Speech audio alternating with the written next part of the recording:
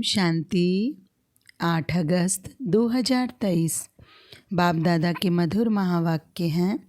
मीठे बच्चे संगम युग ब्राह्मणों के लिए कल्याणकारी हैं, इसलिए सदा फकूर में रहना है, किसी बात का फिक्र नहीं करना है। प्रश्न है, जिनकी अवस्था अच्छी है उनकी निशानियाँ क्या होगी? उत्तर, उन्हें किसी भी बात में रोना नहीं आएगा, मुरझाएंगे नहीं, गम व अफसोस नहीं होगा, हर सीन साक्षी होकर देखेंगे, कभी क्यों क्या के प्रश्न नहीं करेंगे, किसी के नाम रूप को याद नहीं करेंगे, एक बाबा की याद में हर्षित मुख रहेंगे। मातेश्वरी के शरीर त्याग करने पर 25/6/65 को यह महावाक्य बाप दादा ने सुनाया है। कृपया उसी ध्यान से पढ़ें।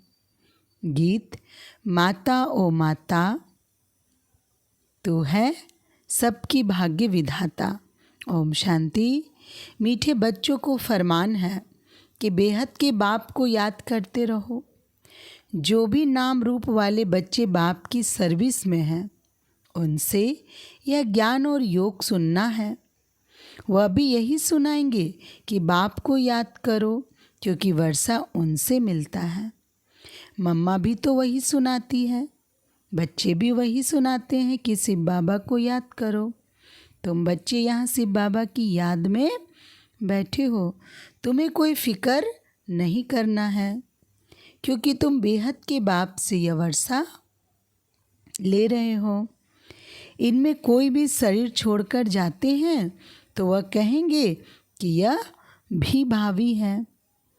कल पहले भी यह हुआ था, क्योंकि ड्रामा के ऊपर भी तो चलना पड़े ना, जिससे कोई फिक्र नहीं रहे। आज मम्मा गई, कल और भी कोई चले जाएंगे, फिर भी बाप को मुरली सुनानी है ज़रूर।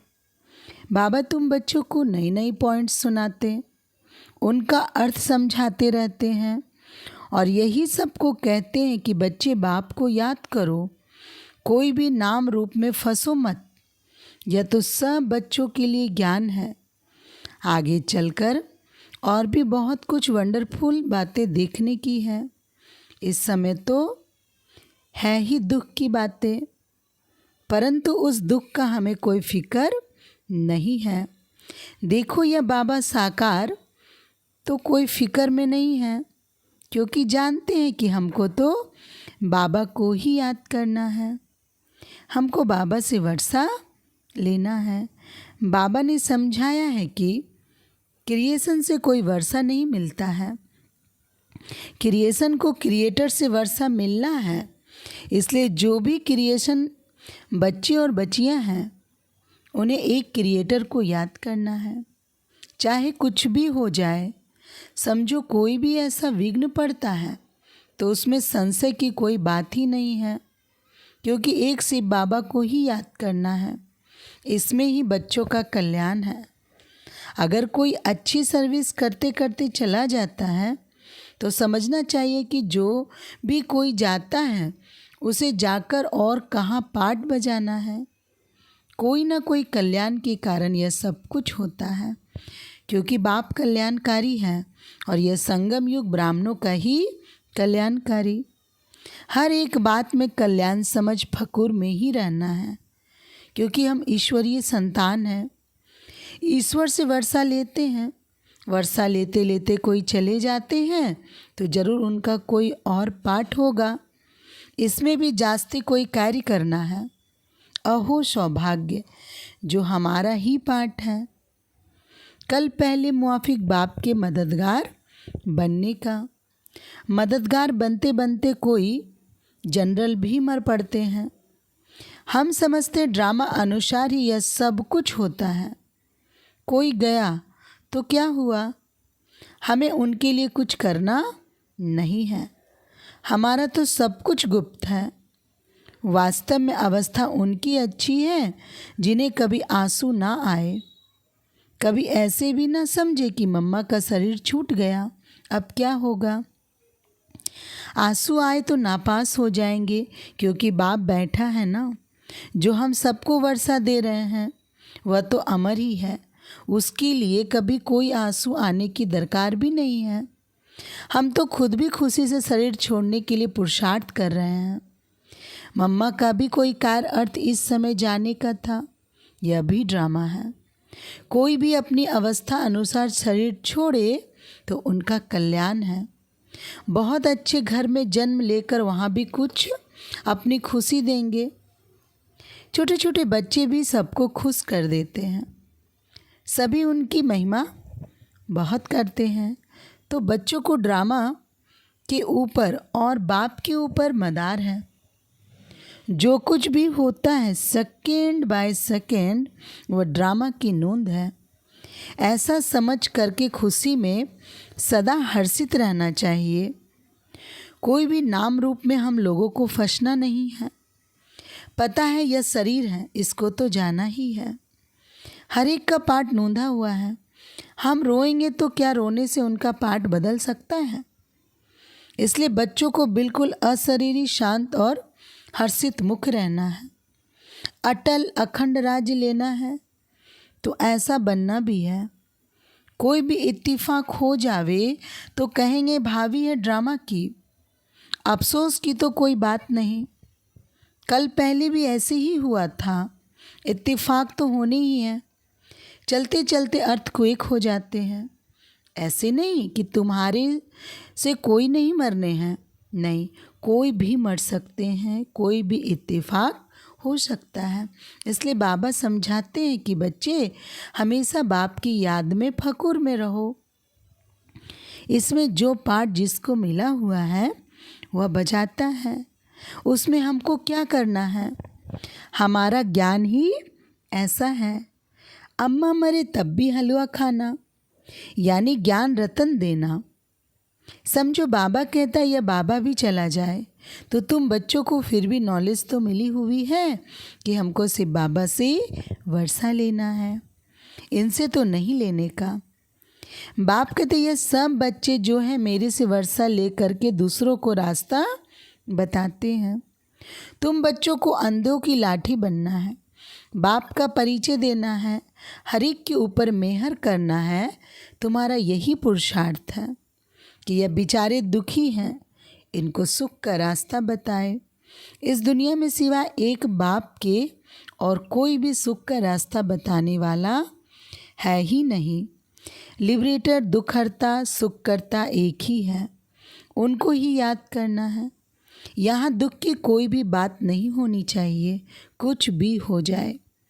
भले हम जानते तुम्हारी मम्मा सर्विसेबल सबसे नंबर 1 गाई जाती है, उनके हाथ में सितार दिखाते हैं।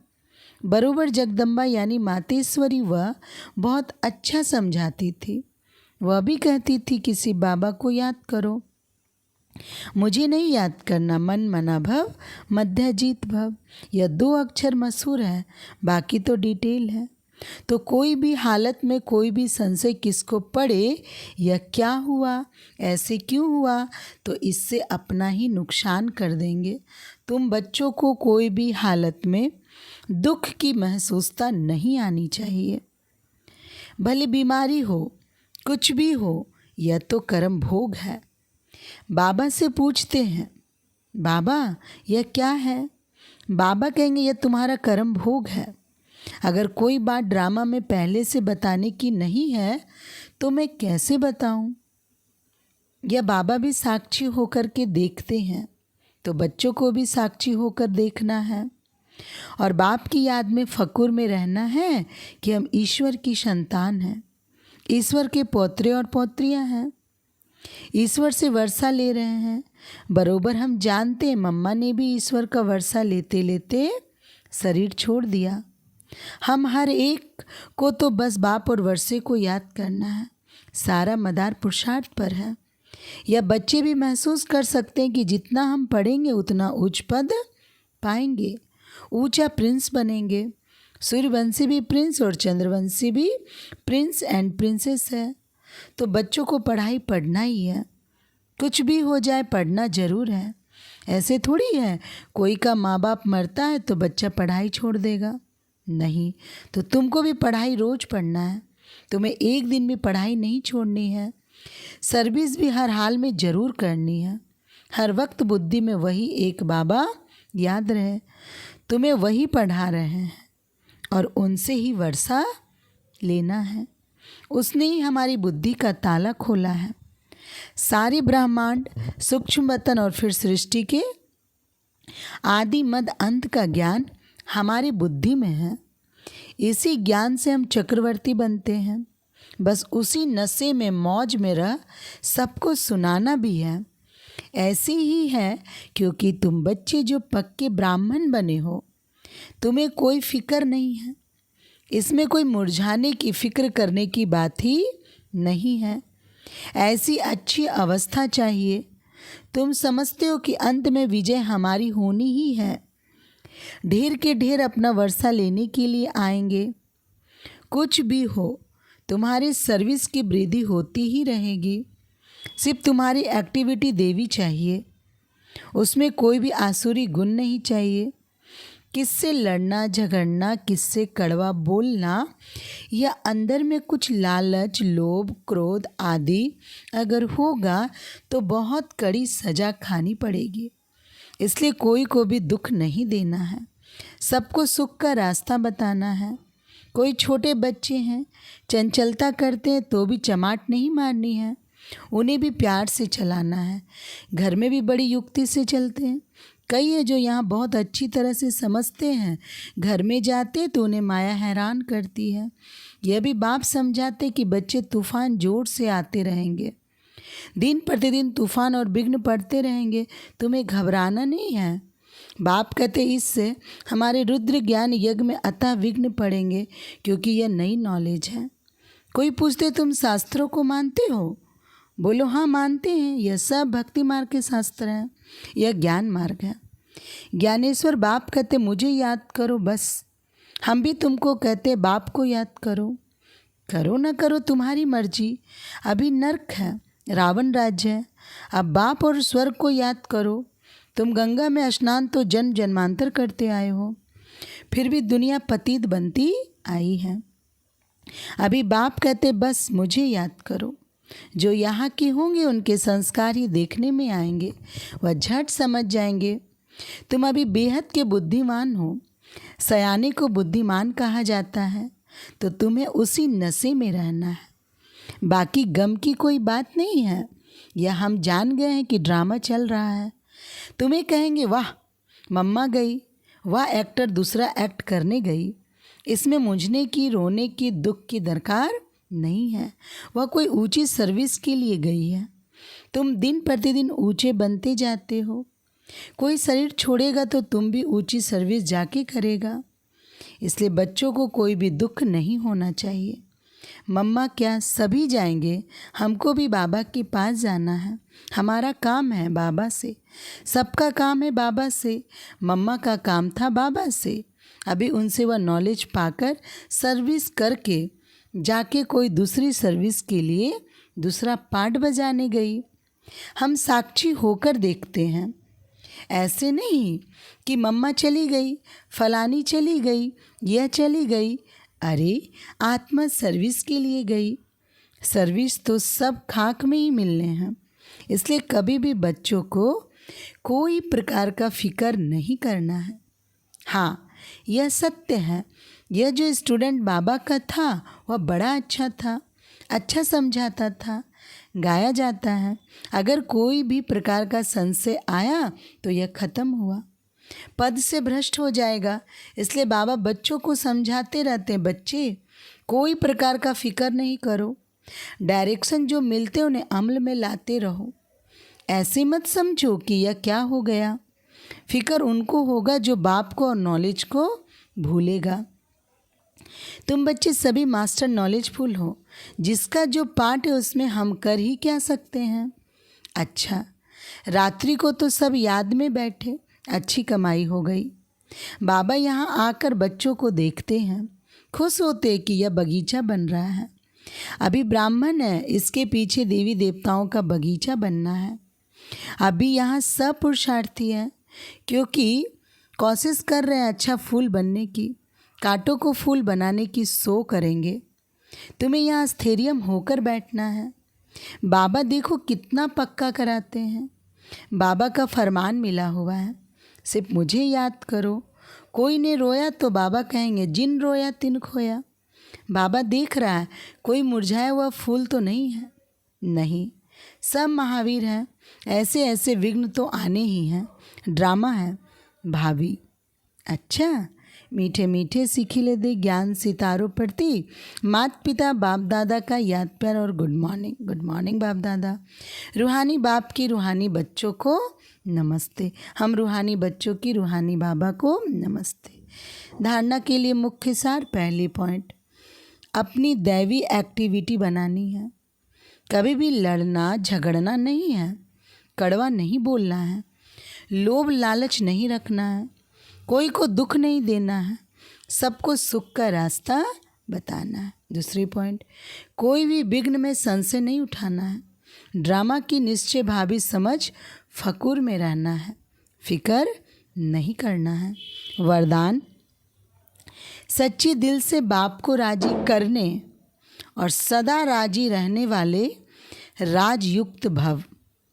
स्पष्टीकरण, जो बच्चे सच्चे दिल से बाप को राजी करते हैं, बाप दादा उन्हें स्वयं के संस्कारों से, संगठन से सदा राजी अर्थात राजयुक्त रहने का वरदान देते हैं।